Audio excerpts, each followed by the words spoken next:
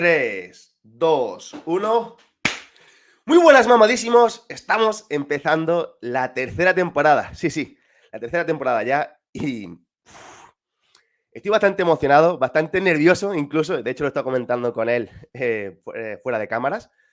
Que en esta primera temporada venga el gran Sergio Espinal, como habéis podido ver en la portada del podcast, en el título, porque yo a Sergio lo conozco de hace muchísimo, pero muchísimo, del 2013, 2014, ya que en esa época ya divulgaba. Es que voy a darle paso ya, porque es que estáis ante, sin duda, el mayor divulgador que hay en español sobre nutrición. Vamos a darle paso. ¿Qué pasa, Sergio? ¿Qué tal, tío? ¿Cómo estás? Nerviosillo. Menuda presentación, ¿eh? La has dejado alto. A ver, tío, no te mereces menos. Ya te digo que yo te conozco desde 2013, 2014, seguro, cuando en Twitter era sentirte good, y ya empezabas Sí. a divulgar ahí que es que no era farmacéutico, tío. Sí, en aquel entonces lo que era la carrera de nutrición no estaba presente. Y sí, realmente empecé en Twitter, creo que fue en el año 2009, 2010 aproximadamente, donde Hostia, pues mira, empezaba, vamos, mucho a antes. hablar de nutrición, pero nutrición a unos niveles bajísimos, o sea, comiéndome todos los mitos habidos y por haber en cuanto al tema de comer cada 3 horas, el tema de los lácteos son malos, y sí, o sea, yo ahora veo muchos de esos tweets y han envejecido fatal. ¿Existen esos tweets todavía en tu cuenta? Creo que alguno queda que incluso a día de hoy hay personas que me comentan esos tweets y digo, la peña es muy ¡Hostia! cabrona.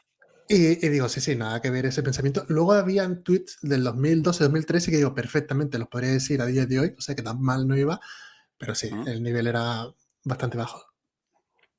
Es que, mamadísimo, no sé si sois consciente que Sergio lleva divulgando. Bueno, es que yo pensaba que era más o menos que empezó por eso, 2013, 2014. Si hablamos de hace 8 o 9 años.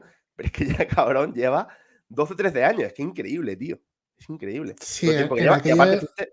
fuiste el pionero, por así decirlo. Yo creo que empezaste tú. Yo, de hecho, empecé a seguirte a ti y después a Fernando Mata, más o menos. Así que yo diría que fuiste el primer divulgador de nutrición que empecé a seguir. Sí, en aquella época también es cierto que éramos 4 gatos, es decir, en aquella época estaba David Explosivo, Sí.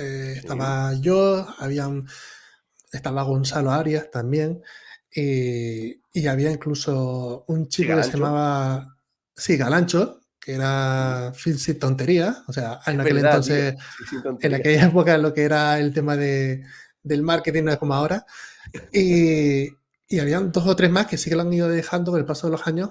Y por eso yo siempre digo que tuve la suerte de haber empezado en aquella época donde prácticamente lo que era hablar de nutrición deportiva pues, en redes era básicamente cero. Sí, pero a ver, que ya no es solo ser el pionero. Por en este caso ya estamos hablando de grandes nombres, como has dicho, Power Explosive, hemos dicho Galancho. Recuerdo incluso, puede ser que por esa época ya estuviera mi nieta Cogea. Sí, ¿no? También empezó a Claro, divulgar por aquella época. sí. Sí, que estamos hablando realmente grandes nombres dentro de la nutrición, bueno, y David en general, del entrenamiento, ¿no? Grandes nombres, pero ya no solo eso, sino que habéis seguido y además habéis continuado con una calidad bastante importante de lo que es la divulgación. Es decir, que no es que porque fuerais los pioneros, los primeros, estáis ahí, sino que simplemente, bueno, simplemente por entre comillas, que habéis seguido con una calidad brutal y tú a día de hoy sigues divulgando prácticamente a diario. Sí, de hecho es uno de los problemas que nos encontramos a día de hoy, gente como Ismael, como David, como yo, que llevamos dando tanto material durante muchos años que a día de hoy decimos, oye, ¿de qué puedo hablar que no haya hablado ya? Y entonces siempre luego caes que hay gente nueva, hay gente que pues escucha otra información diferente a la tuya y que tienes que reafirmarte. Así que básicamente yo creo que tenemos divulgación para rato. Sí, sin duda. De hecho, ¿cuántas veces hemos visto el post de la creatina? Incluso, mira, dentro de Ismael, ¿cuántas veces he visto el post con Lewandowski de la masa muscular? Sí, Ese post a sí, Garancho se lo he visto 3 o 4 veces, pero es que cada vez que lo sube, lo veo en otras cuentas. Es claro. como, claro, es como que tampoco la gente se entera bien. Y entonces hay que machacarlo y machacarlo, machacarlo, porque es importante. La gente que se nueva, la gente que entra nueva, gente que no lo vio en su momento, etcétera, etcétera, que no está nada mal lo que es machacar el mismo tema. Claro, luego también es que Isma es flojo por naturaleza y recicla, y recicla material, pero sí, viene bien de vez en cuando recordar algún mensaje. Sí. Pues me voy a poner un poquillo nostálgico, tío, de ese. Un poquito rápido también, porque hay que decir que a Sergio me ha costado la misma vida traerlo aquí, ya que estaba hablado, de hecho, que vinieras desde hace más o menos, pues ya más de un año, Sí. ya más de un año, pero cuesta muchísimo cuadrar una fecha para que vengas, ¿eh? Cuesta mucho, mucho, mucho, mucho. Pero en serio, mamadísimo, es decir, tenéis que darle mucho amor, mucho like, muchos comentarios, compartir una historia. Ya sabéis que también subiré pequeños partes en la cuenta específica del podcast, en wlab/podcast, en el que subiré clips que subirá Sergio, es decir, de Sergio. No tenéis que ver tanto a mí, ya veré, según lo que diga, pero Sergio sobre todo. Pues, joder, es que me ha costado muchísimo, tío. No, no por nada, sí, su predisposición siempre ha sido bastante buena, muy, muy buena. Pero era un tío con una agenda muy, muy liada. Y de hecho me acuerdo que te he visto más veces presencialmente Sí. que desde que tengo el En podcast. eventos. Sí, en eventos, que en sí digo, tío, Sergio, cago en la más. Es decir, nos vemos aquí presencialmente y para el podcast, que lo podemos hacer cada uno desde su casa, no coincidimos. Sí, sí, la agenda ha sido un poco liosa este año. También es que, claro, el efecto rebote, por así decirlo, del COVID, donde Hablaremos de ahora ello. todo el mundo, claro, de todo el mundo que, que ha deseado hacer formaciones presenciales, que está la gente pues con muchas ganas de ir a congresos, ha sido pues este año, la verdad, una maravilla en ese sentido. Que bueno, es que claro, es que Sergio no solo divulga, sino que también una cosa muy buena que tiene Sergio es que tiene consulta presencial allí en Canarias y también la lleva online. Sí. Además, es decir, que eso en el barro, tío, estás metido en el barro, que eso es bastante importante, que a Nacho le pasa igual, está metido en el barro y se nota también muchísimo a la hora de divulgar. Muchísimo. Claro, porque siempre lo comentamos que incluso aunque nosotros hablemos, por ejemplo, de que los carbohidratos no son el problema, que se puede tener un buen aporte de carbohidratos, o incluso hacemos algunas críticas al tema del ayuno y la cetogénica, luego en el día a día, en consulta, buscamos unas estrategias que son similares a esas. Es decir, que la gente dice, es que siempre estáis dándole caña a la cetogénica o a las dietas bajas en carbohidratos. Oye, que yo soy el primero que luego en consulta utilizo dietas bajas en carbohidratos porque veo la población con la cual trabajo. Y en muchos casos falta ese traslado de la parte teórica a la parte práctica. Es decir, cuando yo veo muchas de las recetas que se ponen en redes sociales o muchos protocolos en cuanto a nutrición, digo, esa persona no ha pasado consulta porque la tasa de éxito que tendría sería nula. Es decir, ya incluso gente que va mucho tiempo en el campo de la nutrición, como puede ser Florido, como puede ser yo, como puede ser Ismael, la tasa de éxitos en consulta no es elevada. Y mucha gente se agobia en plan, oye, he abierto una consulta y pues muy poca gente consigue resultados, pero es que esa es la norma. Es decir, lo raro, por así decirlo, es encontrarse un profesional que tenga una tasa de éxito de un 90 o un 95%. Es que tal cual. Y encima han mencionado también otra persona bastante importante dentro de la nutrición deportiva en España, que es Miguel Ángel Florido, que él habla muy claro sobre ello. Y es que justamente lo que has comentado, que tener una consulta, ya sea presencial o online, por muy bueno que seas, la tasa es bastante reducida, por así decirlo. Efectivamente. A no ser, yo entiendo que a lo mejor si son deportistas, como más alto rendimiento, que buscan un objetivo muy concreto, ahí ya sí el éxito es mayor. Pero cuando hablamos de población más de andas por casa, ya baja bastante. Sí, pero incluso cuando hablamos de deportistas de alto rendimiento, nos encontramos ahí un muro a nivel psicológico, es decir, quitar ciertas creencias.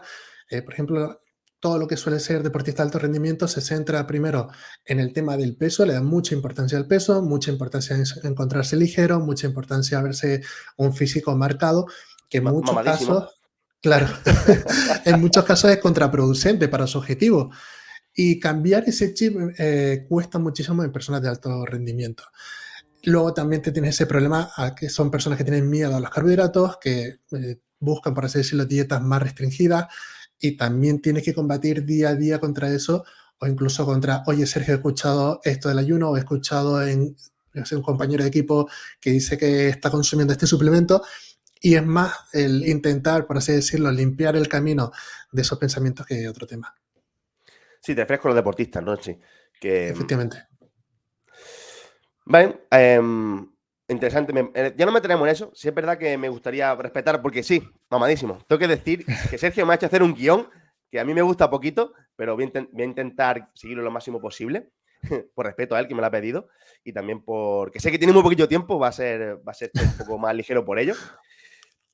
Y sí es verdad que me gustaría, Sergio, hablar de esa época del principio, tío, porque, joder, es que empezaste en el culturismo y yo recuerdo esas dietas en HSN, fijaros de qué estamos hablando, de HSN, podían ser que fueran dietas como A, B, C, D, algo así, o Sí, A, B, C.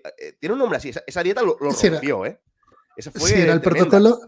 Eso fue finales de año 2012, principio del año 2013. Hice Hostia. un protocolo que básicamente era hablar del ciclo de calorías. Yo decía que no era partidario, entre comillas, de hacer un déficit lineal en el cual pues, se hace un cálculo estimado de cuáles son tus calorías de mantenimiento, haces un déficit calórico que normalmente solía ser de unas 400, 500 calorías al día, y esa es la dieta que seguías todos los días hasta el fin de tu vida.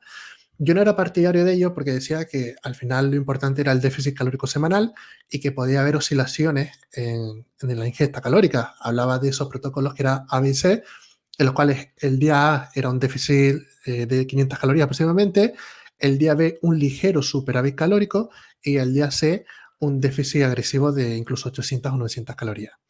Ya incluso a día de hoy se conoce eso como ADF o Alternative Day Fasting, en el cual en vez de 2 días de déficit agresivo para facilitar el déficit semanal. En aquella época, pues claro, yo hablaba que los días B se podían meter ingestas muy altas de carbohidratos, que lo idóneo era meterlas a mitad de semana para tener ahí una recarga de glucógeno y favorecer el rendimiento.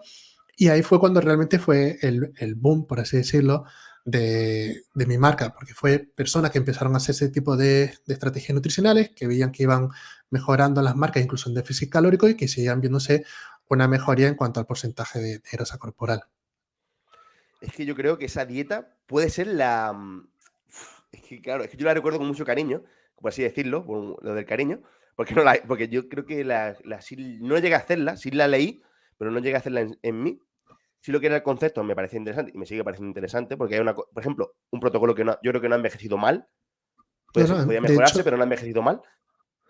de hecho lo busqué hará un par de meses y quitando un par de detalles decía, joder, es que incluso alguna recomendación de proteína que en aquella época no había estudios como puede haber ahora, que sí que se Ujú. habla mucho de los 2 gramos por kilo de peso corporal en déficit calórico, digo, joder, es que en aquella época no había nada de estudios y aún así hay algunas recomendaciones que se podría extrapolar a día de hoy. Sí, sí, por eso, joder, es que hace 10 años y no ha envejecido mal, ahí es donde voy. Y yo creo que puede ser la dieta dentro del, podríamos decirlo así, dentro del mundo del culturismo, que más posiblemente se haya seguido, para la pérdida de grasa dentro de esto, del aumento de masa muscular, de ponernos bien mamadísimos.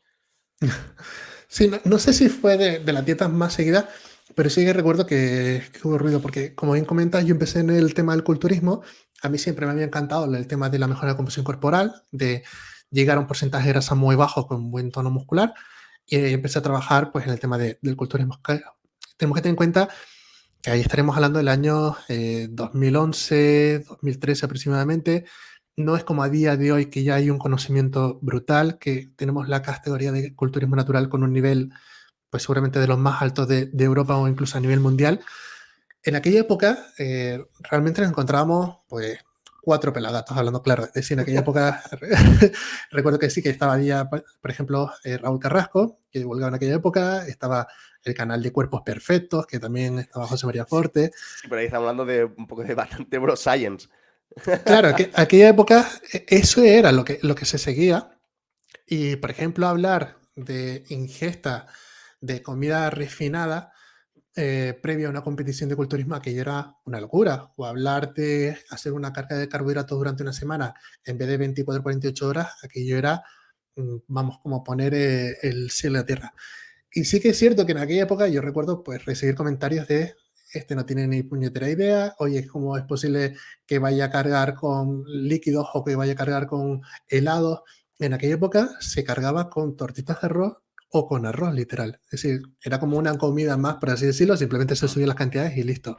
Y sí que es cierto que en aquella época pues se puso un poco en entredicho el tema de cómo se hacía la peak week o semana previa a la competición. En aquella época, pues lo que te digo, había instaurado sota, caballo y rey, un protocolo que todo el mundo seguía, y si te salías de ahí era como salirte de la norma. Sí, de hecho recuerdo que puede ser por esa época que hiciera Lane Norton su famoso libro y demás. El, Eso ah, incluso fue después. eh, sí, ¿no? Ese Es que fue claro, años después. sí.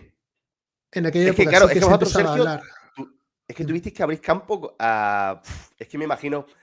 abriendo campo, es decir, todo campo, y Sergio ahí metiendo manos, arañándose y ¡buah! Realmente no es que fuese en plan Salvador, es decir, ese tipo de comentarios, estrategias, se llevaban utilizando años atrás, sobre todo en Estados Unidos. Aquí todavía no había llegado, incluso se hablaba del tema de la dieta flexible, era ya pues un protocolo que estaba instaurado en Estados Unidos, que se hablaba mucho en los foros de culturismo, y estamos hablando ya de 2008, 2009, es decir, mucho antes que yo, pero sí que es cierto que aquí a nivel nacional pues nadie hablaba de la dieta flexible. Oye, se puede conseguir un muy buen punto físico a través de introducir pequeños ultraprocesados, que es mucho más fácil a nivel digestivo, sobre todo porque reduce el volumen, mucho más beneficioso a nivel psicológico, porque le das un respiro al atleta.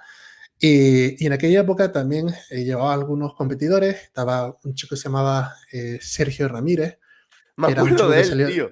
Me acuerdo. Me que acuerdo de él salió en por la ti, tele por por el ti. tema. Sí, sí. Sí, sí, recuerdo que salió en la tele por el tema de mujeres, hombres y viceversa, y buscaba competir. Entonces, claro, y Mm. cuando salía, por ejemplo, en redes sociales, que en aquella época era Facebook y Twitter, y se veía pues comiéndose un helado de Ben Jerry's o cargaba con carbohidratos una semana antes, pues eso generaba un conflicto en redes sociales que era brutal.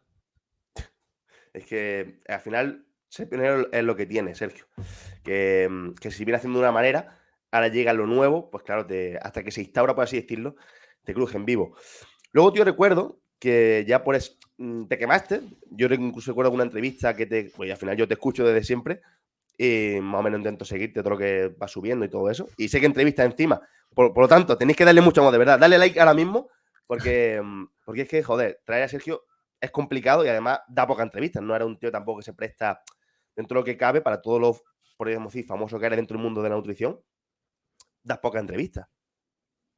Entonces Sí, tenéis que darle de amor hecho, porque es complicado. de hecho me gustaría dar más, pero en muchos casos es eso, incompatibilidad con la agenda y hay que priorizar.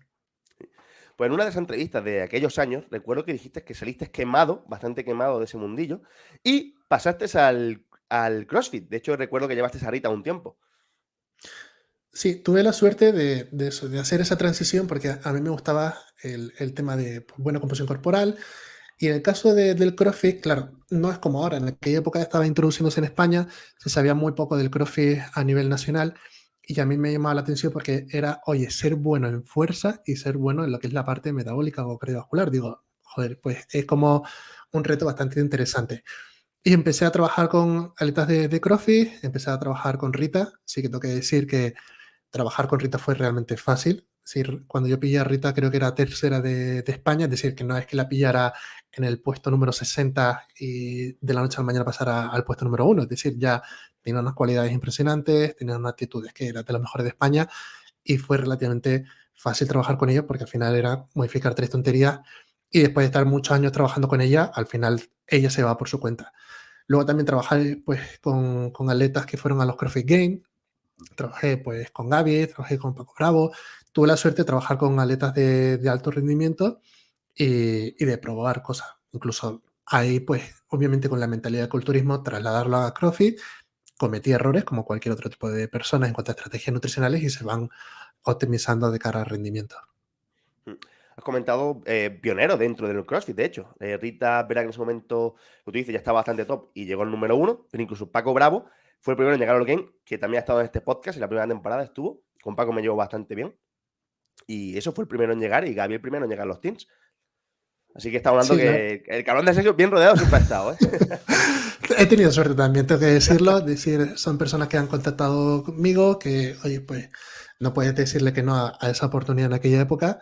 Al igual que, por ejemplo, ahora trabajar con atletas olímpicos también, pues es imposible decirle que no porque es una experiencia que siempre tienes ahí.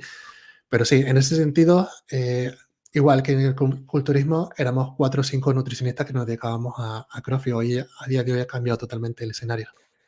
Sí, de hecho, creo que puede ser que había posts también muy controvertidos tuyos que hacías ahora con Rita. Yo recuerdo esto con Rita, ¿eh? Que hacías que tomara batido de chocolate y todo eso, que fue como muy controvertido.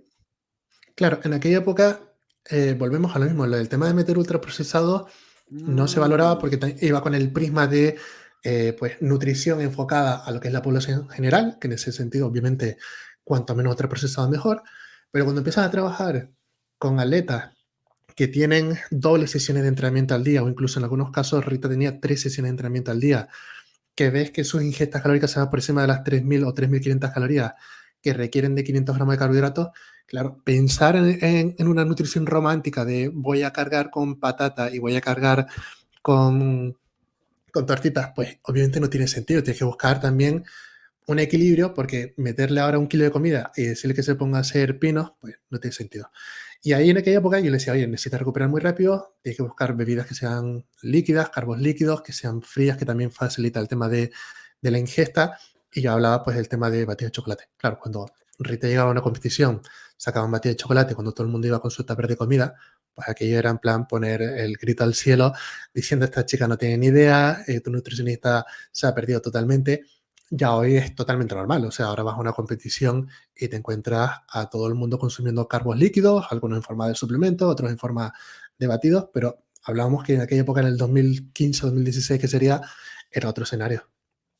Es que de todas maneras, ahora se ve normal y yo creo que ha ganado el sentido común dentro de esto, el meter esos ultraprocesados para recuperantes, pero es que yo creo que la gente que criticaba eso o que critica eso, no se ha comido, en este caso, por ejemplo, una chica como era Rita, 3.000 calorías, una barbaridad, pero es que a lo mejor en hombre estamos hablando que sería 5.000 y estoy seguro que esa persona no se han comido 5.000 calorías, seguro, y han entrenado 3 veces o 2 veces o han comido mucho, una comida copiosa y luego han entrenado. Es decir, seguro, seguro, seguro, porque si no, no lo criticarían eso. Claro, al final ahí es cuando te das cuenta de lo que hablamos al principio de la entrevista, quién pasa a consulta y quién no. Por ejemplo, puede decir gente, oye, pues el ayuno intermitente, y yo, claro, ayuno intermitente, ahora vete a meter 5.000 calorías en una ventana de 6 u 8 horas. ¿Se puede hacer? Sí. ¿La mayoría de personas son capaces de hacerlo? No. Por lo tanto, no es el protocolo óptimo para ello. O incluso el tema de cetogénica. Si tú te bajas una ingesta de 5.000 calorías, a lo mejor te sale un requerimiento de grasa de 150 o 180 gramos al día. Cuando tú eso lo pasas a lo que es la parte práctica, y te lo digo porque hemos hecho estudios de cetogénica en el impacto de la ganancia de masa muscular, las personas del estudio literalmente nos decían que consumían aceite de oliva a cucharadas para llegar al requerimiento de grasa. Es decir, lo que es la parte práctica es muy complicado cuando trabajas con ese grupo de personas. Y eso es lo que a día de hoy cuesta entender, que no hay una dieta o un protocolo nutricional que pueda servir para Marifefa, que tiene 56 años, vive en Móstoles, en un segundo piso, no sale de su casa, a un deportista de alto rendimiento. Tal cual lo dice Sergio. El estudio que comentas, te había comentado una cosa que creo que no te lo había comentado nunca y no he dicho así tal, pero se hizo en Málaga. El principal era, yo Sí. recuerdo que lo subió Salvador Vargas, que por cierto me gustaría traerlo al podcast, ¿eh? Me parece un tío bastante interesante para traer. Eh, pues yo ahí estaba compitiendo en culturismo natural, tío, y por eso no pude hacer estudio. Pero sí tengo un amigo mío del Tafat que lo hizo, fue sujeto del estudio. Pero yo no lo Sí, hice sí, por eso, porque competía en culturismo. a día de hoy incluso hay muchos divulgadores en redes sociales que nos lo comentan en plan, oye, fui uno de estos sujetos de vuestro estudio. Que fue buenísimo. Ya ves, yo porque competía, si no hubiera sido. Vaya, 100%. Bien, pues como vemos, Sergio pues lleva divulgando desde el principio de los tiempos, por así decirlo, en culturismo, en CrossFit, y pasó después, yo creo que ya lleva bastante tiempo metido en la divulgación, en la nutrición, en la mujer, que es precisamente lo que más nos vamos a centrar, va a ser la parte más importante de este podcast. Claro, hay que hacer un poco de contexto. Yo vengo en un punto donde trabajo en culturismo, veo las locuras que se hacían en aquella época, o sea, a día de hoy incluso me lo sigo encontrando, es decir, chicas que van a competir en bikini acaban con ingestas de 1.200 calorías, haciendo su entrenamiento de fuerza, metiendo hora u hora y media de cardio después, y claro, acaban pues la mayoría con amenorrea, con trastorno de conducta alimentaria, con agotamiento, incluso algunas empiezan a tener ya un deterioro físico, como puede ser la caída del cabello, las uñas débiles, peor aspecto en la piel.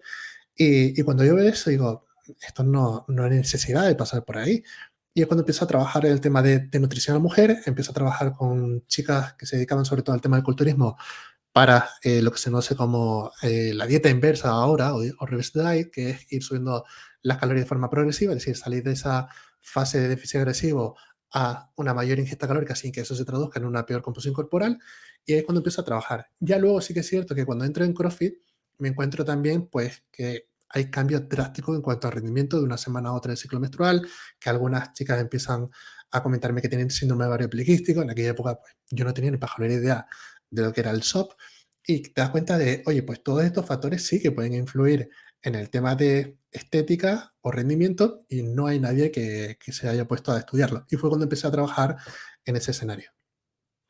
Sí, de hecho, sigues totalmente por esa línea, si no me equivoco. Vaya, por ejemplo, trabajando en Live, que no lo has comentado, que tú en Live eres del I+D, de la parte de esa parte, de eso. De hecho, tienes suples sobre eso, que ya hablaremos de ello. Porque sí es verdad que me gustaría que hablara un poquito de, ya que pasando consulta, no sé si incluso podríamos ligarlo con lo que has pasado tanto del culturismo como en el CrossFit, los errores más comunes que has visto respecto a la dieta para que al final todo eso acarree problemas en salud. Sí, aquí tendríamos que hilar un poco más fino en cuanto al objetivo. Es decir, los errores que se suelen dar, por ejemplo, para mejorar rendimiento o ganancia de masa muscular, son ligeramente diferentes a los que se puede dar para un protocolo de Ujú. pérdida de grasa. En el caso de pérdida de grasa, hay uno que es muy, muy, muy habitual en el tema del culturismo o del fitness y es el tiempo. Es decir, lo que suele pensar la persona es todavía en ese protocolo de 12 semanas para competir. Y a día de hoy hay personas que se piensan que de cara a competir en culturismo natural, con un protocolo de 12 semanas ya puedes llegar a competición. Ni de Yo broma. creo, Sergio, perdona que te interrumpa, creo que Sergio, Sí. en el culturismo natural, de hecho, es donde mejor se hace esas cosas, que empiezan 6 meses antes, 7 meses antes, para llegar lo más llenos posible a la competición, llegar con mucho tiempo de antelación, y creo que eso se llega viendo más en el culturismo cruzado o nati, pero dentro de la IFBB o culturistas o preparadores más old school. Sí, Es decir, de que dentro del hecho, culturismo natural se ve, yo creo que esa parte, yo que estoy metido más dentro del culturismo natural, sí creo que las cosas se están haciendo muy bien y de hecho se ve como hoy, este mismo año, vaya, estamos grabando esto a 19 de octubre y se va a subir mañana mismo, es decir, el 20 de octubre. Pues este fin de semana pasado ha sido el campeonato de ASCN y este fin de es el de la WNBF y el nivel es brutal. Yo que empecé a competir en el 2017, he visto cuando todo era campo dentro del culturismo natural, que en la categoría más pesada, en más 85, competía yo y otro, o yo solo, o otro más, es decir, que éramos 3 o 4 en esa categoría. Ves cómo ha evolucionado y los físicos, cómo han evolucionado y se nota un montón. Yo me acuerdo que empecé por 12 semanas o 14, lo típico, 12 semanas, 14 semanas, y ahora, por lo que estoy viendo en cultura natural, empiezan, te digo, si competieron en octubre, prácticamente la preparación empieza en enero o febrero, ¿eh? claro, es que es lo que comentaba, que el nivel actual, al menos aquí a nivel de España, es altísimo. Es decir, la persona, para que lo entiendan los oyentes, la persona que a lo mejor hace 3 o 4 años, no te estoy hablando de hace una década ni Sí, de sí, 20 sí. años, no, no, hace 3 o 4 años quedó primero, seguramente este año quedaría quinto para abajo. Es decir, a día de hoy ha entrado mucha sangre fresca en el que es el tema del culturismo o mundo más relacionado con la estética corporal. Ha entrado mucha sangre fresca que ha dado un cambio drástico tanto en la parte de nutrición como en la parte de entrenamiento. Es decir, a día de hoy te encuentras gente con una masa muscular que hace 3 o 4 años era impensable. Y es lo que tú dices, que es cuando miras lo que hace esta gente, te das cuenta que si compiten en octubre, ya llevan un porcentaje de grasa bajo desde junio o julio. Es decir, faltando más de 2 o 3 meses para competir, llevan con un punto muy bueno. Incluso lo que fue ahora la preselección, hace cosa Sí. de 6 o 7 semanas, había gente que iba con un punto para competir ahora mismo. Es decir, a día de hoy ya cada vez se utiliza menos, pero sí que es cierto que hay muchas personas que van con esa mentalidad de, oye, pues yo qué hago?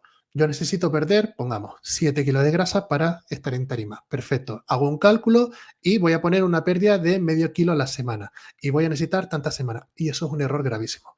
Porque al final, cuando esa persona dice voy a perder medio kilo por semana y a la semana 4 ya ha perdido 200 gramos, dice, vale, ya voy con un retraso. Y si la siguiente semana ha perdido 300 gramos, ya voy con un retraso. ¿Y qué hace? Vale, pues como no estoy perdiendo lo que Aparte de debería, rayarse. claro, aparte de rayarse, voy a apretar más, voy a apretar más, voy a recortar más calorías, voy a perder más calorías y se lleva mucha masa muscular por el camino, llega con una peor composición corporal a competir. Y ese es el principal problema que nos encontramos en estética, el tiempo. Tenemos que pensar que se requiere de mucho tiempo para llegar a un porcentaje de grasa óptimo y puntual. Es decir, ese porcentaje de grasa luego no se puede mantener en el tiempo.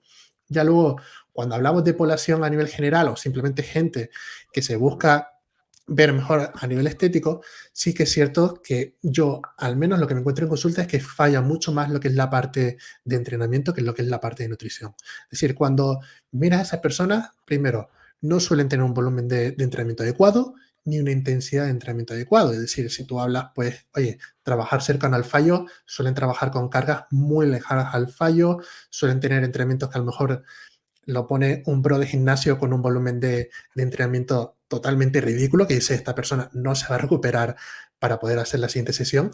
Esos suelen ser los errores más habituales. ¿Por qué? Porque hemos caído en la idea de, oye, si yo quiero perder grasa corporal, lo más importante es la nutrición y la dieta. Y me voy a focalizar 100% en la parte de nutrición. Y es lo que comento siempre en redes sociales, que al final la nutrición lo único que te va a asegurar es que tú crees un déficit calórico y pierdas peso, pero va a ser el entrenamiento el encargado de que ese peso sea grasa corporal. Y eso es lo que le cuesta entender a la gente, cuando ve que pierda mejor 2 o 3 kilos y a nivel visual no tienen el cambio esperado. ¿Por qué? Porque falta el estímulo mecánico de ese entrenamiento. Pues mira, Sergio, que me sorprende bastante que tú siendo Nutri, pasando consulta de nutrición, vayas más por la parte del entreno, que yo en mi caso, como soy entrenador, veo más el fallo en la parte de nutrición. De hecho, conmigo mismo, soy un claro ejemplo que entrenar me encanta y la nutrición, obviamente, si sigo, para seguir mamadísimo, tengo que mantener ciertos índices, ¿no? Sobre todo de proteína, intento cumplirlo siempre. Pero es verdad que ahora mismo me estoy tomando más licencia, por ejemplo, de cara a ya sea hamburguesa o comer otras cosas, ¿no? Y en mi caso me cuesta muchísimo más aguantar lo que es la parte de la dieta. Claro, y el entreno siempre lo cumplo, yo siempre entreno. Y la gente que llevo le pasa lo mismo. Pero sí es verdad que me gustaría que, a lo mejor, aterrizar un poquito más lo que te cuenta en consulta de cara a nutrición. Porque, claro, me sorprende que digas lo de entrenamiento. Entonces entiendo que a lo mejor la gente que va a tu consulta, aunque ya entiendo que también habrá una criba importante porque ya te conocerán y sabes lo que divulga, a lo mejor dentro de las mujeres lo que más te encuentras es que no entrenan. Claro, mira, y te voy a poner un ejemplo para que la gente lo entienda, porque puede ser, oye, si tú eres nutricionista, eres farmacéutico, ¿cómo vas a decir ese entrenamiento? De hecho, fue una de las razones por la cual también me saqué la titulación de entrenador. La Anda, razón te es muy sacaste estafa. sencilla. Sí, En el la MEDA, es razón, verdad. Es que yo me saqué estafa en el sí, MEDA también. sí, ahí estamos todos. La razón es muy sencilla. Pongamos el caso de una chica que busca perder grasa corporal, ¿vale? Pongamos una chica que mide unos 64, 65 y pesa 64, 65 kilos. Bien, si esa chica no entrena y además tiene un trabajo sedentario en oficina, cuando tú le calculas las calorías de mantenimiento, te saldrán unas 2000, 2100. Entonces, si tú necesitas un déficit de 500 calorías, esa chica se va a meter en una ingesta de 1500 calorías. Cuando en el día a día tú ves lo que son 1500 calorías en cuanto a alimentos, te das cuenta que es una basura. Es decir, en el momento que metes 3 tonterías, ya tienes 1500 calorías. ¿Qué pasa? Que eso es insostenible a la larga. Ahora, si tú metes una chica que está entrenando, que llega a los 10.000 pasos al día, puede tener a lo mejor un mantenimiento de 2.600, 2.700. En el momento que busca esas 500 calorías de déficit, se va a ver con 2.200, 2.300 calorías, que es una ingesta que puede mantener a largo plazo sin problema. Y ese es el punto diferencial. Más allá del estímulo que puede haber a nivel fisiológico del entrenamiento, es cuestión de números. Es mucho más fácil hacer una ingesta de 2.200 calorías que hacer una ingesta de 1.400 o 1.500 calorías. Y eso es lo que a día de hoy en muchos estudios se está observando. Eso se conoce como flujo energético elevado. Cuando tú tienes un gasto calórico elevado, pero tienes un aporte calórico elevado, aunque sea el mismo déficit calórico, lo que se ve es que en aquellas personas que tienen un bajo gasto y por lo tanto tienen que consumir 1.400, 1.500 calorías, el hambre se dispara. Es decir, a nivel fisiológico, aunque sea el mismo déficit calórico de 500 calorías, a nivel hormonal es totalmente diferente. Es decir, es mucho mejor que tú le des las calorías a tu organismo y tu organismo las distribuya como quiera, aunque tenga un gasto calórico alto, que tener un gasto calórico bajo y que tu cuerpo se vea obligado a buscar esas calorías. Y aparte, estamos hablando de que incluso temas psicológicos, porque ves que comes más, aunque tenga el mismo déficit, estás comiendo más. Y yo también soy muy partidario de eso. Yo cuando he competido en Power, que tiene que bajar de peso, aparte de intentar interferencia, pues me metía 20.000 pasos, ¿eh? Separarla del entreno, lo que hacía era eso. Como quería bajar de peso y a la vez no bajar el rendimiento, lo separaba del entrenamiento y prefería aumentar mi gasto calórico, no, como moviéndome, haciendo pasitos, que lo que era el hecho de bajar la comida, porque si no, no rendía. Claro, de hecho, o sea, tú mira ahora los que son top a nivel nacional en cuanto al tema de culturismo o de composición corporal. Y cuando tú miras lo que hace esa gente no tiene ingestas de 1.500 a 2.000 calorías. En algunos casos se van por encima de las 2.400 o 2.500. ¿Cuál es el punto diferencial? Que estas personas hacen 25.000 o casi 30.000 pasos al día. La población de a pie obviamente no se puede permitir estar haciendo un entrenamiento de fuerza y luego pegarse 3 horas o 4 horas caminando durante el día. Pero ahí te hace ver la diferencia que es el tema del gasto total diario. Cuando tú tienes un gasto calórico elevado, Y al final lo hablo por mi experiencia, es decir, yo peso 105 kilos y yo para perder grasa corporal me tengo que ir a las 2.400 calorías. Y hay gente que dirá, pero si eso es un disparate. ¿Por qué? Porque realmente trabajar delante de un ordenador, al final del día miro y tengo 3.000, 4.000 pasos al día. En el momento que yo me meto en esos 10.000 o 15.000 pasos al día, pierdo grasa corporal con mucha facilidad, porque al final mover 105 kilos de peso durante 2 o 3 horas va a tener un gasto calórico elevado. Y eso me va a permitir meter más calorías o incluso tener pequeños saltos, a lo mejor de forma puntual, un evento social o simplemente la película de Netflix y pizza. Y, y eso va a ser que a nivel psicológico sea totalmente diferente a tener un plan rígido, cerrado, donde no puedo saltármelo y ya al lugar a la mentalidad del todo o nada. Si me salto el plan, pues de perdido al río y me pongo hasta arriba. Y eso es crear ya una mala relación con la comida. Totalmente. A ver, Sergio, hay que matizar una cosita. Ha dicho 105 kilos. Ahora va a parecer que estás mamadísimo, que yo peso lo mismo, y es que cabrón mide como un árbol. Claro, yo es que mido 1,93, por eso cuando muchas veces digo mi peso la gente se sorprende. Es que yo más o menos estoy por eso, 102, 103. Y claro, pero es que yo mido 1,82. Había que matizar eso, Sergio. Lo Claro, siento, pero que hay que matizar. matizarlo. Ya sabes que me gustan los chascarrillos dentro del podcast, que te lo he advertido, ¿eh? Te lo he advertido. Sí, sí. Bien, para matizar un poquito lo que es los errores más comunes, podría ser como un especie de takeaway dentro de los errores más comunes dentro de la nutrición y podríamos ser más específicos dentro de la nutrición en mujeres. O bueno, los fallos que ves más en consulta o la gente que lleva en las mujeres. En mujeres tengo varios problemas. Depende de la población, también es cierto, pero por ejemplo el aporte bajo de proteína suele ser habitual. ¿Por qué? Porque siempre se ha asociado a, si tú quieres ganar masa muscular, consume proteína. Y te das cuenta pues que muchas chicas no quieren verse grandes o tienen miedo a ponerse masculinas por el tema de consumir proteína y tienden a recortar mucho su aporte de proteína. En muchos casos pues se asocia a una pérdida de masa muscular Mm. y algo muy habitual que me encuentro es chicas que en relación a la altura tienen un buen peso, pero tienen un porcentaje de grasa elevado. Es decir, es el efecto modelo, como yo denomino, muchas modelos, aunque tengan un peso muy bajo, y tú la ves a nivel estético, que te dices, vale, pues, composición corporal es muy delgada, luego suelen tener porcentajes de grasa elevados. ¿Por qué? Porque no tienen apenas masa muscular. Entonces son chicas que a lo mejor, como comentamos, miden 1,65, pesan 62, 63 kilos, que te dice, vale, en relación a la altura está bien, pero luego miras y tiene un 33% de grasa corporal. Y tú, ¿cómo es posible esto? Porque aunque no tenga mucho tejido adiposo, es decir, aunque no tenga mucha grasa corporal, como apenas tiene masa muscular, el porcentaje de grasa se dispara. Ese es el principal problema que yo me encuentro. Y luego, el tema de miedo a comer. Sobre todo, es el tema de si yo como un poquito más voy a ganar grasa corporal. ¿Por qué? Porque lo que suelen hacer es como un poquito más, me peso, veo que a lo mejor he ganado algo de glucógeno y de agua, que puede ser 400 o 600 gramos, y claro, piensa que automáticamente esos 600 gramos ya es grasa corporal. ¿Qué hacen? Vuelven a restringir su aporte calórico.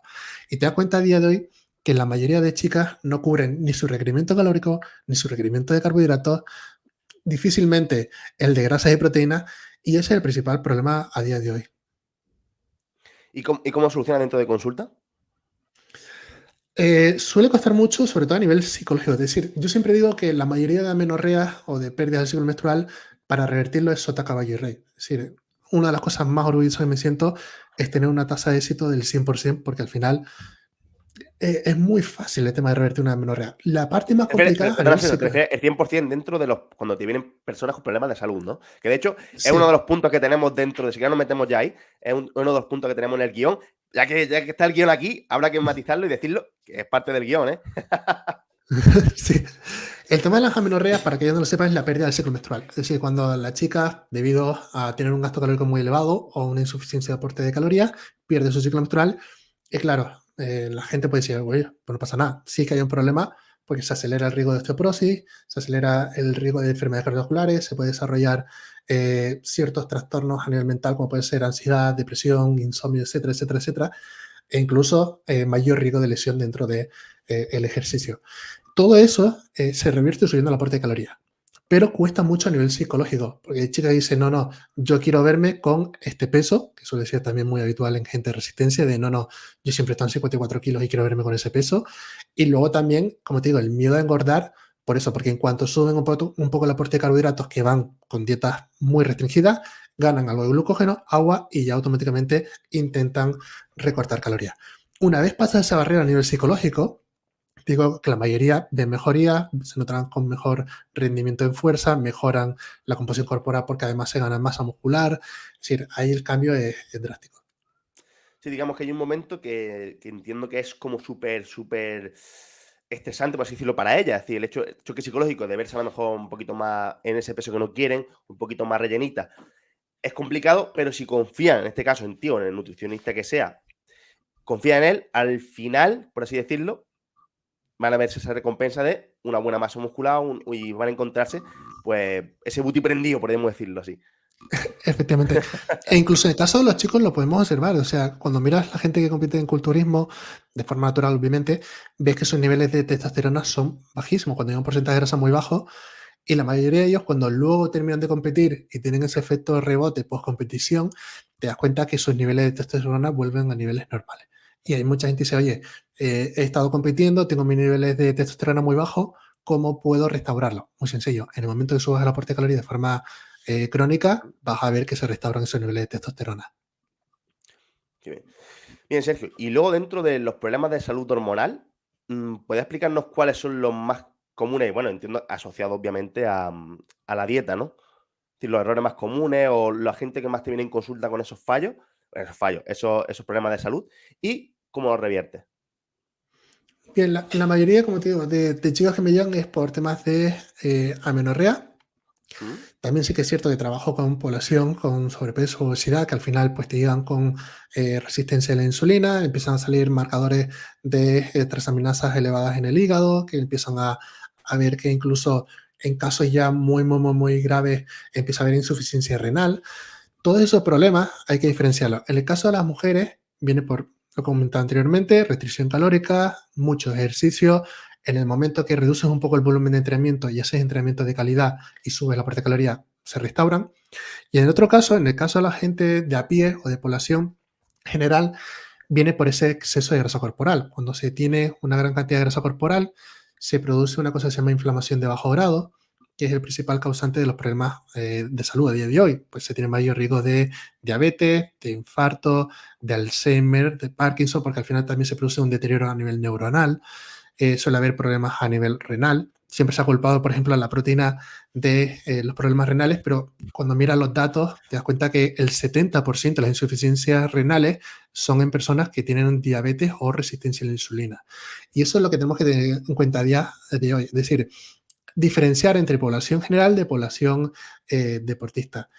Para mí es mucho más fácil revertir los problemas de deportistas, porque al final, digamos que ya tienen instaurado una serie de hábitos, es decir, está instaurado pues, la parte de entrenamiento, que está acostumbrado a comer, a tener esa mentalidad de comer correctamente. En el caso de la población de a pie, sí que es cierto que los cambios son mucho más agudos, es decir, estamos hablando que simplemente con hacer pequeños cambios de nutrición y entrenamiento, las analíticas cambian de un mes para otro. Es decir, siempre digo que el cuerpo tarda mucho en deteriorarse e incluso una vez se ha deteriorado, mejora en cuestión de meses. Es decir, es muy agradecido en ese sentido. Vale, entonces, cuando, por ejemplo, suplementas, y si quieres aquí habla ya de Obra Pro, que es el suplemento que hiciste para Life, ¿qué es lo que hace ese suplemento y qué problema soluciona? Claro, en el caso de Lovapro, uno de sus ingredientes más conocidos es el inositol. El inositol a día de hoy se está viendo pues, que es uno de los suplementos más interesantes en salud. ¿Por qué? Porque ayuda a tratar la resistencia a la insulina. Incluso a población con resistencia a la insulina o diabetes, es decir, no necesariamente con SOP, ¿Mm? se ha observado que el ratio de mio a chironcitol está alterado, es decir, que parte de esa suplementación con inositol puede revertir esa resistencia a la insulina. En este caso, el Lovapro es un suplemento que tiene inositol, tiene cúrcuma, que es un potente antioxidante antiinflamatorio, tiene zinc y tiene vitamina D. Entonces, se encarga de tratar todos los problemas de los diferentes fenotipos presentes en el síndrome ovario poliquístico. También incluso puede ser de ayuda, por ejemplo, en otras patologías como puede ser hipotiroidismo o incluso endometriosis. ¿Por qué? Porque al final son patologías donde hay una alta exposición a radicales libres, donde hay muy pocos niveles, por así decirlo, de antioxidantes, donde suele haber inflamación, como puede ser el caso de endometriosis, que agrava el problema. Entonces, al suplementar con antioxidantes y antiinflamatorios, mejora mucho esa problemática. Mira, fíjate que pensaba que solo servía para el síndrome de ovario poliquístico. De hecho, me gustaría, Sergio, que yo sé que nosotros controlamos de eso y lo que es, pero habrá gente que aquí se le escape qué es ese síndrome. Así que me gustaría que lo Vale. explicara un poquitín. Sí, el síndrome de ovario poliquístico es el mayor problema que afecta a mujeres jóvenes fértiles. Es decir, se estima que entre un 9 a un 15% aproximadamente de mujeres lo sufren y básicamente es la suma de dos de tres problemas, ¿vale? Es decir, la presencia de quiste en los ovarios, la alta exposición a lo que se conoce como especies androgénicas, es decir, testosterona y derivados, y tener alteraciones en el ciclo menstrual. Si cumple dos de esos tres criterios, tienes síndrome de ovario poliquístico. Entonces, cuando muchas chicas van a dar, por ejemplo, al ginecólogo y le veis que tiene quiste en los ovarios y dice, tú tienes SOP, no necesariamente, porque solo ha cumplido uno de los tres criterios. Si, por ejemplo, tuviera esos quistes y alteraciones del ciclo menstrual, ya se consideraría síndrome de ovario poliquístico. Entonces, estas mujeres lo que suelen tener son problemas de fertilidad, suelen tener niveles más altos de andrógenos, como comento, de testosterona y derivados, lo cual tiene un beneficio en cuanto al rendimiento deportivo. De hecho, cuando tú miras la prevalencia de mujeres con niveles altos de testosterona en alto rendimiento, te encuentras que la mayoría de las que son medallas de oro o las que tienen categoría a nivel olímpico tienen niveles altos de andrógenos. También tienen algunos problemas, como puede ser el nivel más alto de colesterol o triglicéridos, resistencia a la insulina, hirsutismo, acné, caída del cabello, es decir, alopecia, y suele ser un cuadro que suele tratarse, digamos, de forma estática. ¿A qué te refieres con la última parte, Sergio? Me refiero a la de Sí, manera tratarlo de estática. forma estática, es decir, que siempre hay el mismo tratamiento, es decir, un tratamiento Ah, que vale. no se suele mover. Y al final, pues le dicen, oye, toma la anticonceptiva y listo. Y ese suele ser como el tratamiento estándar o más utilizado a día de hoy. Sí, que no se paran a pensar de decir, oye, que a lo mejor esta persona hay que hacerle otras cosas. Que puede, si son personas normales, a lo mejor entrenar. Por ejemplo, le vendría muy bien el OvaPro de Life. Claro. Metemos ahí la cuña ahí de Life. Está permitido decir aquí Life, tranquilo. Que me Sí, llevo sí, bien con la súper. gente de Life, así que no hay problema. De hecho, Obra Pro en sí es de Live, es decir, que si pones Ova Pro, sale Live Pro ahí. Claro. Sí, que al final habría como otro tratamiento, por así decirlo, alternativo, que encima le va a ayudar más que lo que es la píldora en sí. Que de hecho, ya que hemos hablado de la píldora, me gustaría hablarlo, ya que eres una parte también que estaba en el guión, que era cómo influye esta a la pérdida de grasa y cómo influye esta a pues, problemas de incluso de salud. Vale, tenemos que entender que durante el ciclo menstrual hay oscilaciones de varias, bueno, de multitud de hormonas. Las que más destacan suelen ser por la testosterona, luego también los estrógenos y la progesterona, ¿vale?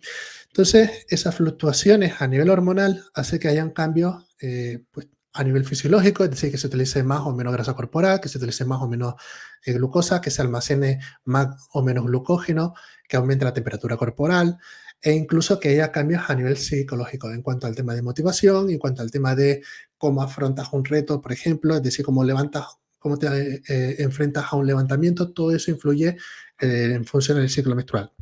Sí que es cierto que no todas las mujeres tienen el mismo patrón, ni la misma liberación de estrógeno y progesterona, y eso hace que sean cambios entre mujeres, ¿vale? Ahora, ¿qué ocurre en mujeres que toman anticonceptivas? Cuando tú consumes anticonceptivas y das estrógeno y progesterona de forma exógena, básicamente lo que tienes son unos niveles de estrógeno y progesterona lineales. Todas esas oscilaciones que se producen se pierden. Es decir, si tú, por ejemplo, en el momento de la ovulación, que tienes niveles más altos de testosterona, más estrógeno, te encuentras con más fuerza, puedes levantar más peso, te encuentras con mejor estado anímico, ese beneficio se pierde. Al igual que si tú en la semana premenstrual te encuentras más cansada, más fatigada o incluso tienes peor estado anímico, ese cambio se pierde. Entonces lo que hace es como linealizar el comportamiento de la mujer y la fisiología de la mujer. La pregunta al millón es, ¿afecta negativamente la anticonceptiva al rendimiento o la composición corporal? Cuando tú miras de forma media, no afecta. Pero cuando tú miras dato por dato de las mujeres, sí que podemos ver oscilaciones. Es decir, hay chicas que a lo mejor consumen anticonceptiva, no tienen ningún cambio de composición corporal. Hay otras chicas que por la cantidad de receptores de testosterona que tienen o de estrógeno, puede hacer que haya oscilaciones en el peso corporal y a lo mejor son capaces de ganar 4 o incluso 5 kilos de agua.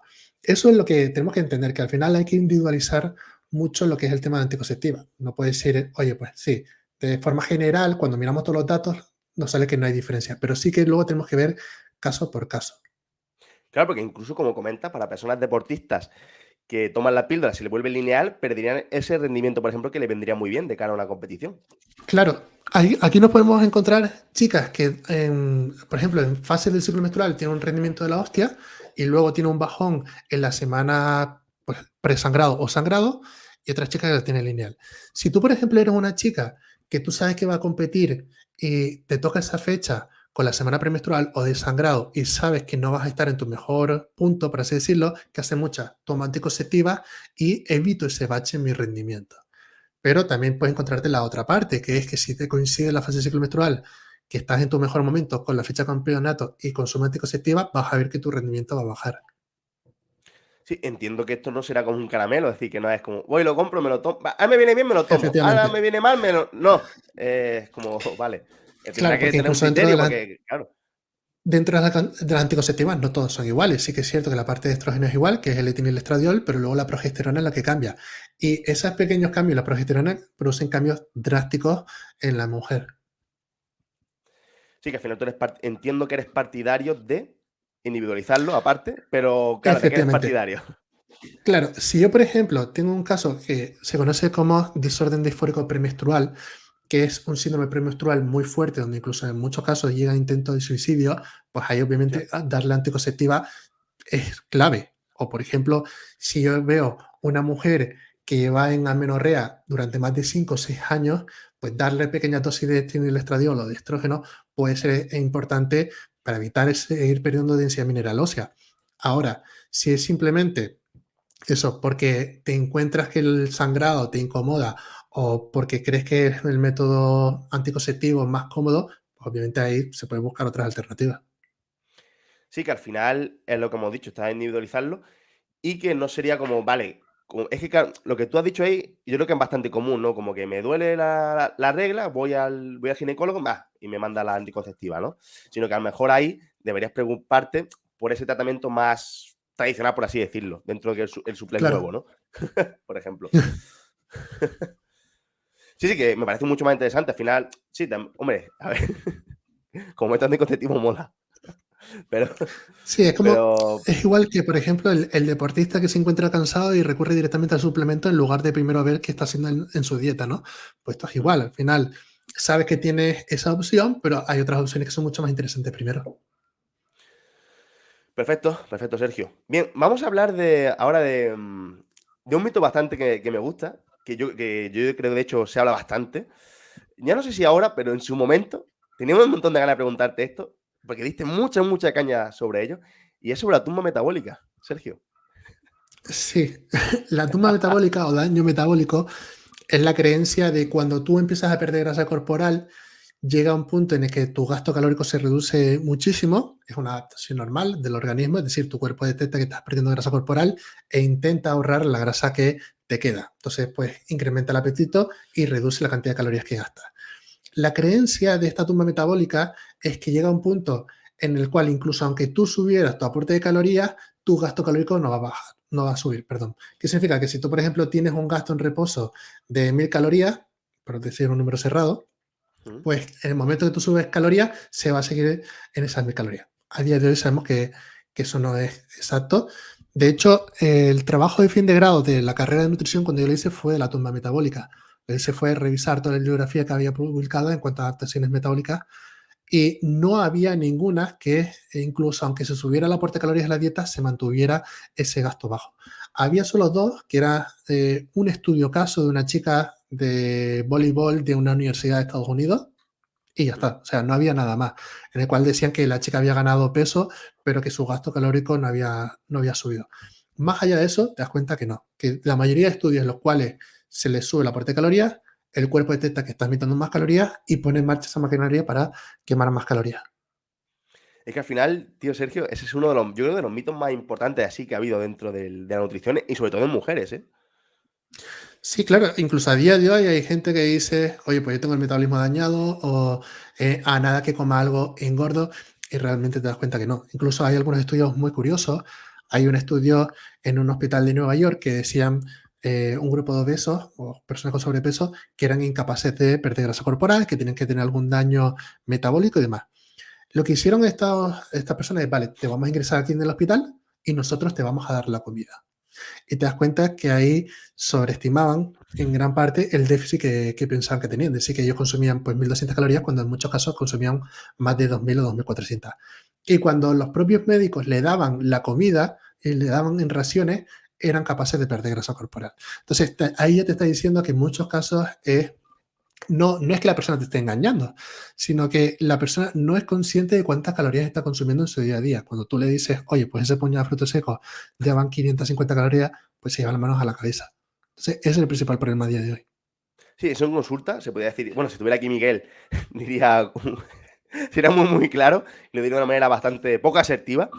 Pero, por ejemplo, podemos, si lo aterrizamos, el hecho de una persona en consulta llega, es que yo como muy poco y mira, estoy engordando y engordo, no sé qué. Y luego no somos conscientes incluso de. A mí me ha pasado entrenando cuando trabajaba presencialmente que la persona, pues la mayoría venían por pérdida de grasa.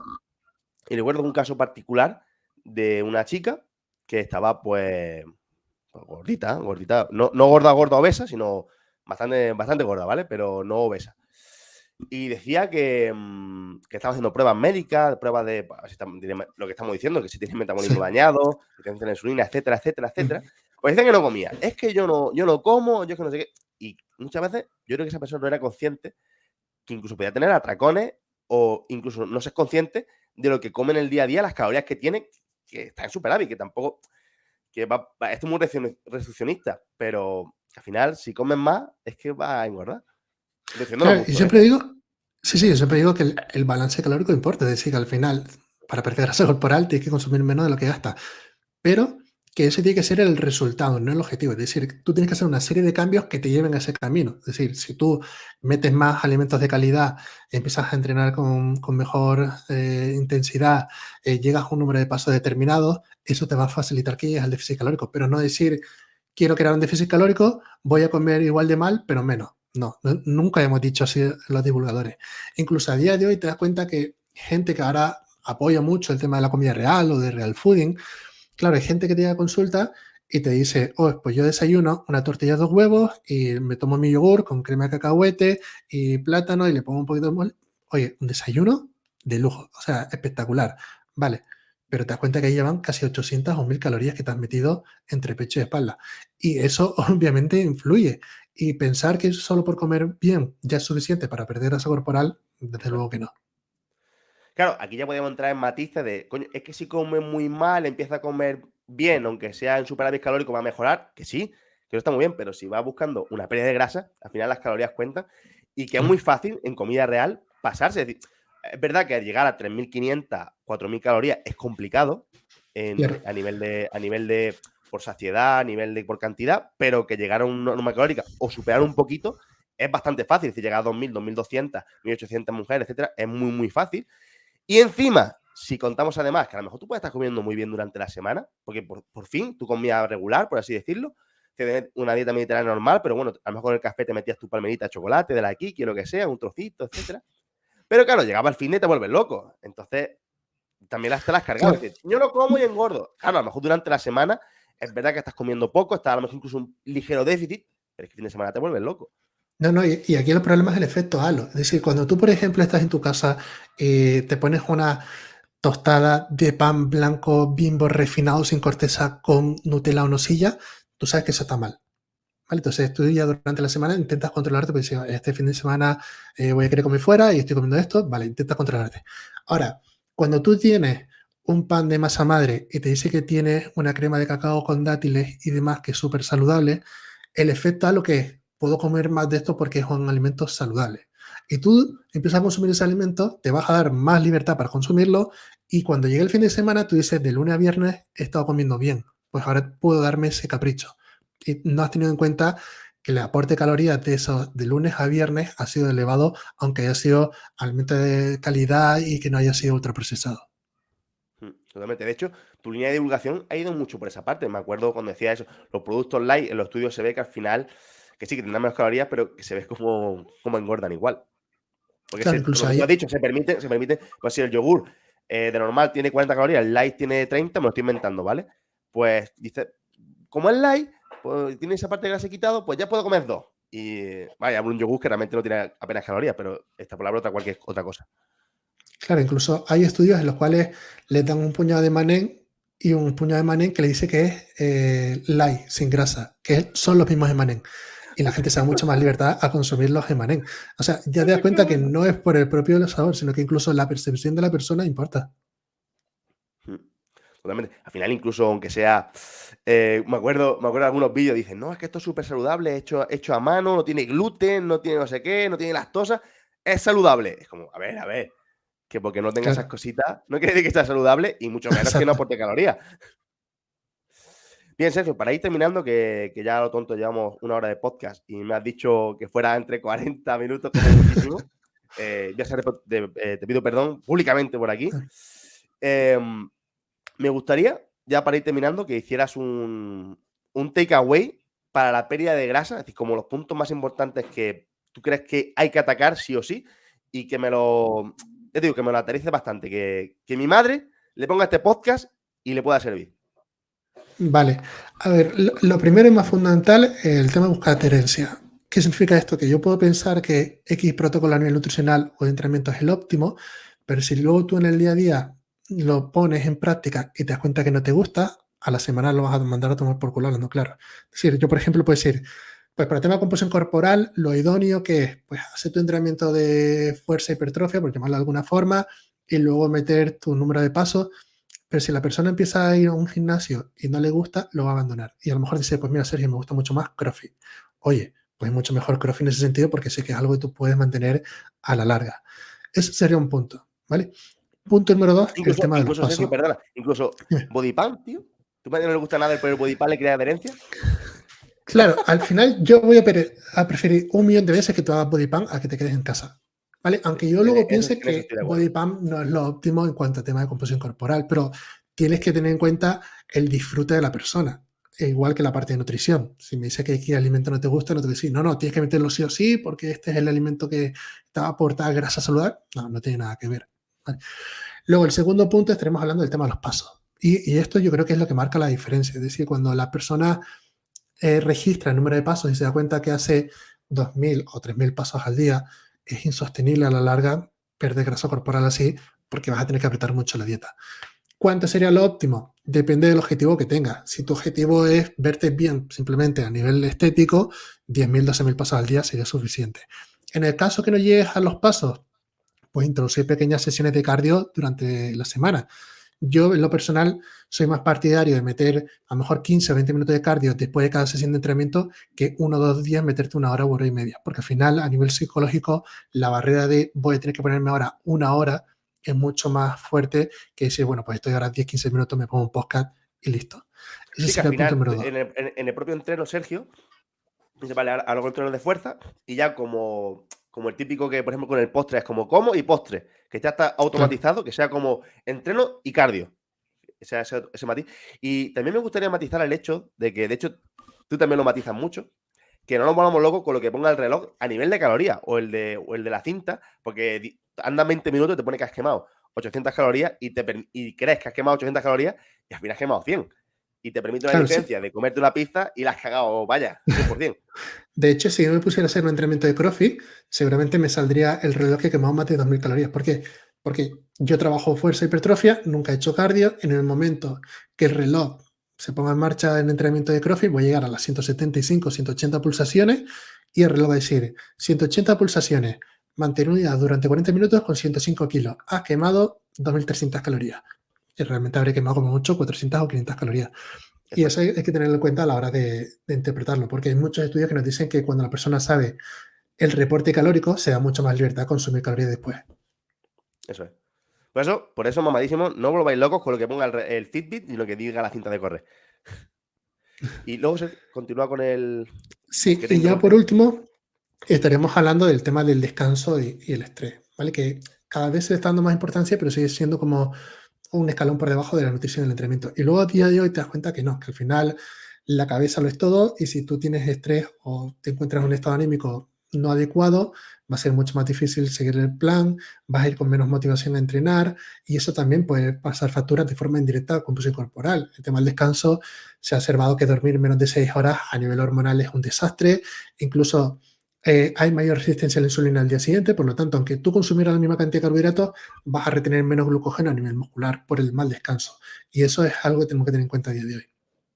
Sí que de manera aguda, en un día o 2 días no pasaría nada, pero ya cuando es crónica, de hecho, cuando ha hablado de el, joder, no me viene ahora, la inflamación de bajo grado, es eso, que haces como, ¿no? Que esté como mal todos los días. Que algo Claro, agudo, aunque sea fuerte, no pasaría nada, pero si es crónico, pues sí te jodería claro, vivo. si yo, por ejemplo, estuviera un día que duermo muy mal y me hicieran una analítica al día siguiente, pues tendría como una fotografía de ese momento. Pues a lo mejor tendría ciertos valores alterados. En el momento que luego vuelvo a dormir, ya desaparecen. Pero si constantemente estás durmiendo mal o teniendo un estrés crónico, sí que puede afectar al nivel de tanto de composición corporal como de rendimiento. Bien, perfecto. Y oye, Sergio, hay una última pregunta. Bueno, hay dos últimas preguntas, pero una es de. Ya la verás. Bueno, de hecho te la he dicho, así que ya sabes porque tiene el guión. Pero que respecto tío, lo típico. He hecho millones de dietas, he hecho muchas dietas, pero es que siempre que hago dieta, es que vuelvo al peso de antes, incluso más. Que el efecto rebote, ¿esto qué es? ¿Esto qué es? ¿Son los padres? ¿Existen? ¿Qué es lo que pasa A aquí? ver, el efecto de rebote existe, o sea, es un fenómeno real, va a depender en gran parte del peso perdido, es decir, se estima que si pierdes menos de un 10% de tu peso corporal, realmente el cuerpo no va a poner mucha hincapié en recuperar esa grasa. Pero si tienes más de una pérdida de un 10% de peso, sí que va a ser mucho hincapié en recuperarla. Suele elevar la grelina, que es la hormona del apetito, baja la insulina, la leptina, etcétera, etcétera. Lo que se ha observado es que también influye mucho la mentalidad, es decir, la persona cuando pierde peso, tiene la mentalidad de, vale, ahora puedo volver a comer como antes. Y eso va a hacer que entre en un superávit, porque las calorías de mantenimiento que tenías antes de empezar a perder grasa corporal no son las calorías de mantenimiento que tienes ahora. Entonces, al volver a la misma ingesta calórica, vas a tener un superávit. Tu cuerpo que tiene la grelina disparada y está deseando recuperar esa grasa, que hace todo ese excedente calórico, va a almacenarse como grasa corporal. Y es cuando ves ese efecto rebote en muchos casos. Sí, es decir, que el efecto rebote sí existe, pero en el contexto que la gente lo suele decir es más porque, cabrón, estás comiendo otra vez como un cerdo y ya está. Claro, es porque ha tomado una mala decisión. Igual que hay mucha controversia ahora entre una vez has perdido grasa corporal y buscas ganar masa muscular sin meterte directamente en esa fase de ganancia de masa muscular. Mi opinión es que no. Mi opinión es que se tiene que hacer una transición, subir las calorías de forma progresiva. No tienes que estar 4 meses subiendo calorías como hace mucha gente, pero sí a lo mejor un mes en el cual vas subiendo aporte de calorías, ganas un poquito de peso por glucógeno, agua, un poquito de grasa, que no Ujú. importa. Una vez te estanca el peso, volver a hacer esa subida y así de forma progresiva. Así Sí, reduce mucho el esa riesgo de dieta ganancia de diversa. grasa. Exacto. Va, perfecto. Bien, y ahora Sergio, es de las preguntas más importantes que va a tener en todo el podcast. Y es, ¿por qué nuestro bro Miguel Florido está calvito? ¿Es que se ha pasado con la creatina o qué? A ver, yo creo que ahí ha sido montar el centro y el estrés lo ha tumbado. Eh, Luego es verdad que entrena, ¿eh? Entrena fuerte y de hecho el tío se dedica todos los días a ponernos en el grupo que tenemos nosotros vídeos de entrenando y demás. Así que yo estaría por la primera decisión. Yo creo que también ese aspecto de fucker, rapadito, mamado, influye. A ver, dentro de todos los nutris deportivos que estáis en el top, yo creo que Miguel puede ser el que más entrene, ¿eh? Sí, sí, seguramente. Al final, Sergio se va a quedar como que en la creatina sí te deja calvo. La creatina se te queda calvo. Madre mía, ¿eh? El pedazo mito ese, ¿eh? Sí. Bien, Sergio, ya para finalizar, de verdad, ¿burger o pizza, tío? Burger. Soy más de, ¡Ah! soy Bueno, más es de que burger. recuerdo una de las últimas veces que nos vimos, comimos allí en Murcia, comimos juntos burger. Mm. Sí, yo Ahí soy muy, muy de sí, burger. sí. Bien, bien, bien. Eso sí, Esa también es no la, es esa es la una pregunta pizza. clave para que se suba al podcast, ¿eh? Claro. Luego depende de la pizza, ¿eh? Si me pones una pizza buena, más ojito. Uf, pero, ¿y en la balanza? Es decir, una muy buena burger y una muy buena pizza. Burger, creo yo. Ahí está. Bien, bien, bien, bien. Aún así, en Bien. mi top uno sigue siendo el helado, ¿eh? El helado, un buen Hostia, no me helado. lo esperaba. No me la venía a venir, ¿eh? Sí, sí, siempre he tenido esa discusión de si es mejor helado, pizza o burger. Y luego, cuando pruebo el helado, un buen helado, digo, no, de color. Pero con buenos macros, ¿no? El de Real Fooding por lo menos. Sí, vamos, eso estaba pensando yo. Bueno, si nos metemos ahí, ya daré para otro podcast y el hecho de los ingredientes, ¿no? Si es mejor o Sí, peor, o para un día puntual de verdad es mejor una cosa u otra. Pero bueno, ya nos alargaremos un montón. Sergio, tío, bro, panita, lo que tú quieras decirle. Estoy súper encantado de estar aquí. Me ha encantado el podcast. Una pena, aunque sé que al final nos hemos alargado un poquito, te pido perdón. no te preocupes. Incluso si no hubiera sido por el tiempo en sí, lo hubiera alargado un montón de más porque lo estoy disfrutando un montón. Me ha costado muchísimo que estés aquí a nivel de tu agenda. Así que dale like, dale, coméntalo y ponle y sube a las redes sociales. ¿Qué te ha parecido el podcast? Si ves que Sergio dice, no me gusta que Sergio sea tan guapo, un Ruti no puede ser tan guapo, los ojos azules no sé qué, joder, Nada, dos en el le podcast con diré a los mi ojos madre que no azules, no se comente puede ser. entonces. Sergio, de corazón, ya Un sabes que placer. te tengo bastante aprecio, que voy a todas las formaciones que puedo. Es que de hecho, ya lo he dicho al principio del podcast, que nos vemos en casi todas las formaciones que estás dando de manera presencial cuando viene a la península. Pues ahí estoy yo, desde el principio de los tiempos, y nos llevamos bastante bien. Y bien, me gustaría que nominaras a una persona para que viniera al podcast, que sea más o menos del mundillo. Puede ser una, puede ser dos, puede ser quien tú quieras, del tema que quieras, pero ya tú sabes, más o menos del fitness, nutrición, entrenamiento. De hecho, preferiría que fuera de nutrición, porque como estás tú me metido ahí más, pues estaría más entretenido, por así decirlo. Venga, diré el bro de Ismael Galancho para que ¡Hostia! responda, porque sé que luego va a soltar mierda de mí en su podcast, así que venga, le doy la libertad. Hostia, Garancho sería otra ballena blanca que traer, ¿eh?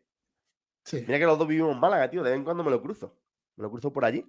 Pero nunca le he dicho de venir al podcast porque también sé que Galancho, bueno, es un poquito más especialito en esas cosas.